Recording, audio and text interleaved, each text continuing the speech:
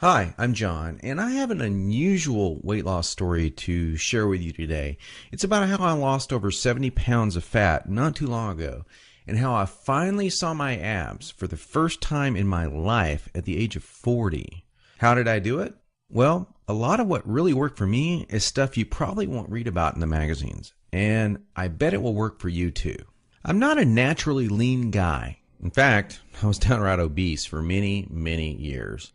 And when I found out that it wasn't my fault, well, that was one of the best days of my life. I'm going to tell you my story because it's probably very similar to your own. It doesn't matter if you're a guy or a gal. Anyone who struggles with their weight and their waistline will relate to this story. And if you watch this entire video, which I promise you will not be online very long, I will do more than just tell you a story. I will give you the solution I discovered and use to this very day. Again, this video will not be up forever, so please watch it while you can. If you're anything like me, you've probably been beating your head against the wall for years, maybe even decades, all because you do not have that flat, firm stomach you long for. I remember the first time I saw a gal go from being really overweight to having a super firm, tight waistline. I knew Susan was working out, and she was always in and out of the gym in about 20 or 30 minutes. But after a few months, I really began to notice more than just her workouts. I noticed her super firm waistline. Susan was wearing a workout outfit that showed the rest of the gym what she did. She got the fat off, and boy, was it sexy. That just made me want to go home and do 1,000 setups. And I did. I was really sore the next day. It didn't exactly work, though. Now, you know the look of what I'm talking about. Hardly any fat around the waist, great lines of tasteful muscle tone where most people carry those rolls of flab. And when Susan tucked in her shirt, nothing hung over her belt. And that's not all.